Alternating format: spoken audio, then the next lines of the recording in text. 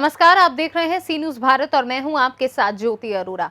UP के CM Yogi Adityanath आज रामपुर पहुंचे और रामपुर में भाजपा प्रत्याशी घनश्याम सिंह लोधी के लिए जनसभा कर वोट की अपील की। योगी अपने विरोधी पार्टी सपा पर भी बरसे, आजम खान का नाम लिए बगैर उन पर जमकर बरसे। कहा, रामपुर के चाकू का कुछ लोगों के हाथ में आया तो उन्होंने उसका दुरुपयोग किया। योगी ने आजम खान का नाम लिए बगैर कहा कि कुछ लोगों की रस्सी जल गई, लेकिन ऐंठन अभी भी नहीं गई। योगी ने कहा, कोरोना काल में जो लोग बाहर थे हमने उनका भी मुफ्त इलाज किया और जो लोग जेल के अंदर थे हमने उनका भी मुफ्त इलाज किया। बाहर आकर कम से कम वे धन्यवाद तो कर देते। जनपद रामपुर में लोकसभा का उपचुनाव हो रहा है, जिसको लेकर भाजपा और सपा दोनों ही आमने सामने हैं। बात करें रामपुर के प्रत्याशी की तो भारतीय जनता पार्टी से घनश्याम सिंह लोधी प्रत्याशी हैं, तो वहीं समाजवादी पार्टी से आजम खान के बेहद करीबी आसिम रजा प्रत्याशी हैं। कांग्रेस और बसपा ने रामपुर में अपना प्रत्याशी नहीं खड़ा किया है। इस वक्त रामपुर चुनाव के मैदान में सपा और भाजपा ही आमने सामने है। आज यूपी के सीएम योगी आदित्यनाथ भाजपा प्रत्याशी घनश्याम लोधी के समर्थन में रामपुर पहुंचे, जहां भाजपा कार्यकर्ताओं ने उनका जोरदार स्वागत किया। सीएम योगी ने पहली जनसभा रामपुर की विधानसभा बिलासपुर में कृषि राज्य मंत्री बलदेव सिंह ओलख के आवास के सामने मैदान में की। यहां पर उन्होंने भाजपा प्रत्याशी के लिए वोट मांगे, तो वहीं दूसरी जनसभा को पटवाई में संबोधित करेंगे।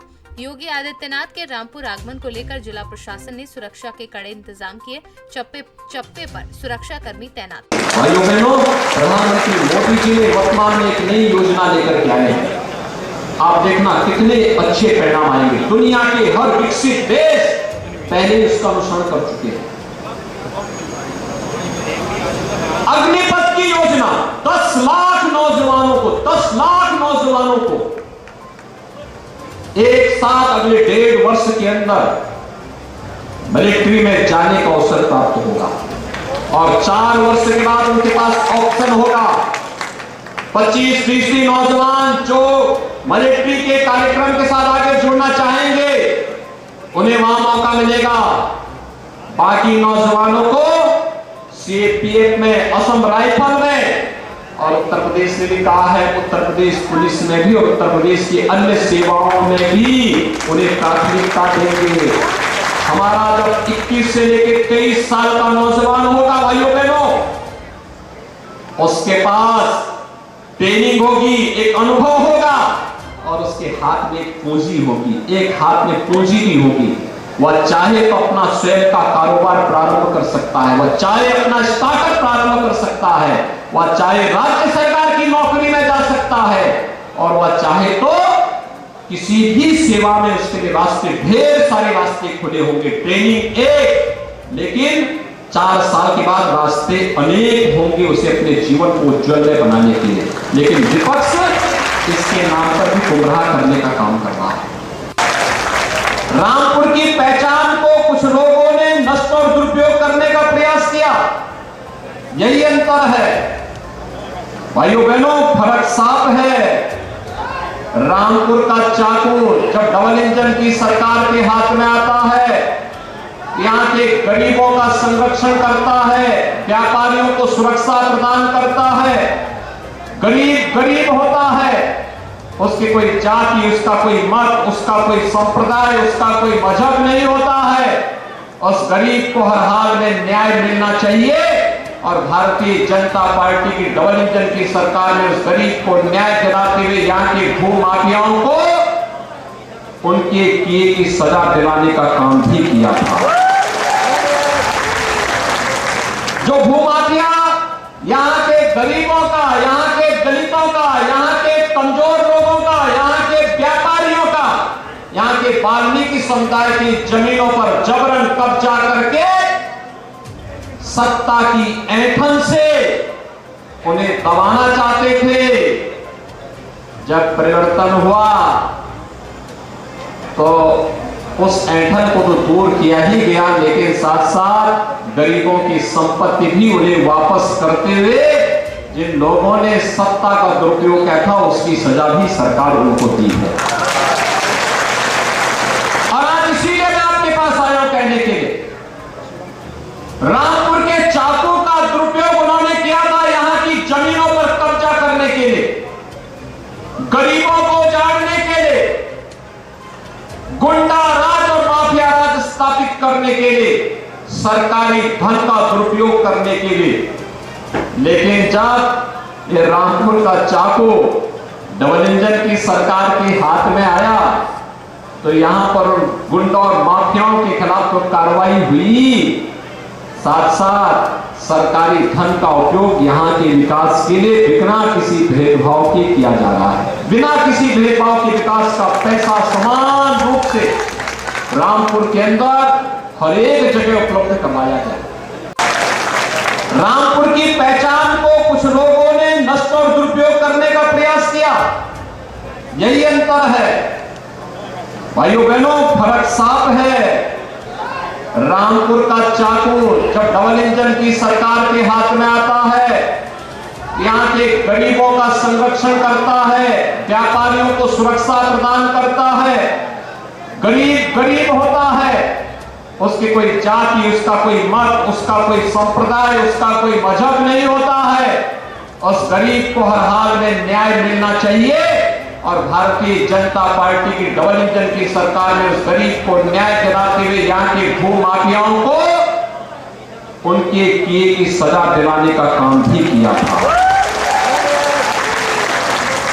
जो भू माफिया यहाँ के गरीबों का, यहाँ के दलितों का, यहाँ के कमजोर लोगों का, यहाँ के व्यापारियों का, यहाँ के वाल्मीकि समुदाय की जमीनों पर जबरन कब्जा करके सत्ता की ऐंठन से उन्हें दबाना चाहते थे।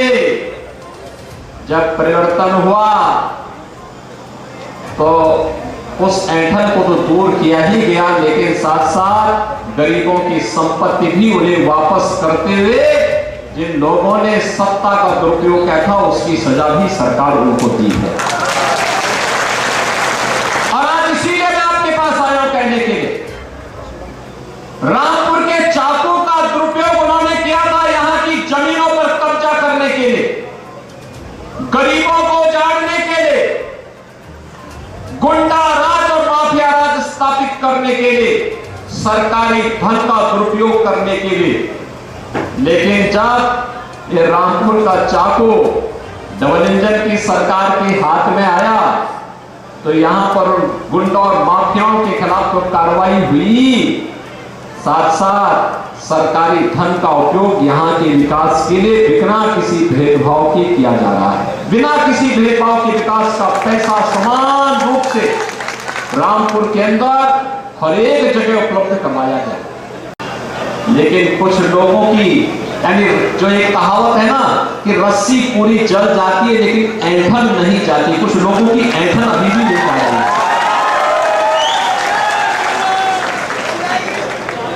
रस्सी जल गई है लेकिन ऐंठन नहीं जा रही है। लेकिन भाइयों बहनों, हम फिर भी भेदभाव नहीं करेंगे, चिंता मत करिए। हमने कोरोना में सबका उपचार बराबर किया, जो बाहर थे उनको भी फ्री में उपचार और जो जेल में थे उनको भी फ्री में उपचार कराया। अगर फ्री में उपचार नहीं कराते तो बहुत सारे लोग,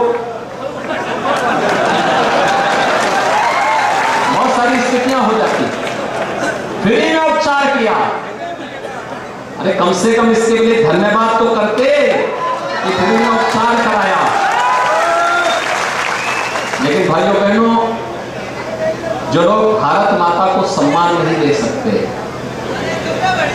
जिन लोगों के मन में विकास और राष्ट्र के प्रति कोई अच्छी सोच नहीं, जो लोग गुरु परंपरा को सम्मान नहीं दे सकते, जो भारत की विरासत को आगे बढ़ते हुए नहीं देखना चाहते, वही लोग आज इस प्रकार का आचरण भी कर रहे हैं। यानी ऐसी दिखासा दिखाने का प्रयास कर रहे हैं जैसे कि उनके साथ अन्याय हो। अन्याय तब नहीं हुआ था जब वाल्मीकि समुदाय के लोग उजाड़े जा रहे थे। अन्याय तब नहीं हुआ जब रामपुर राज परिवार के द्वारा, नवाब परिवार के द्वारा बनाई गई विरासत को उजाड़ने का प्रयास हो रहा था, रजा लाइब्रेरी के अस्तित्व को नष्ट करने का प्रयास हो रहा था। अन्याय तब नहीं हुआ जब यहाँ के नागरिकों पर अत्याचार हो रहे थे, यहाँ के बाप व्यापारियों की जमीनों पर कब्जा कराया जा रहा था। अन्याय तब नहीं हो रहा था जब यहां पर शोषण का और माफिया और गुंडों का, पेशेवर गुंडे और अपराधियों को जब प्रश्रय देकर के, दंगाइयों को प्रश्रय देकर के सत्ता का संरक्षण किया जा रहा था, वो न्याय नहीं था उनके हिस्से। उनके लिए न्याय ये है कि अगर किसी पेशेवर माफिया और गरीबों पर अत्याचार करने वाले के खिलाफ सरकार कार्रवाई करती है तो उन्हें ये अन्याय दिखता है। नजरिया अलग अलग होता है। उन लोगों ने हमेशा शोषण किया है।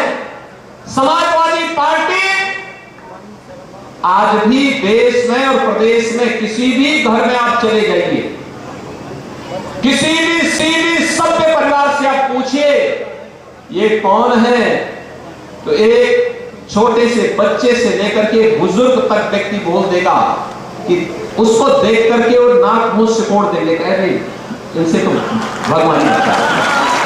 रामपुर से सीनू संवाददाता साजिद खान की रिपोर्ट। फिलहाल इस खास खबर में बस इतना ही। देश दुनिया की बाकी खबरों के लिए आप देखते रहिए सी न्यूज़ भारत।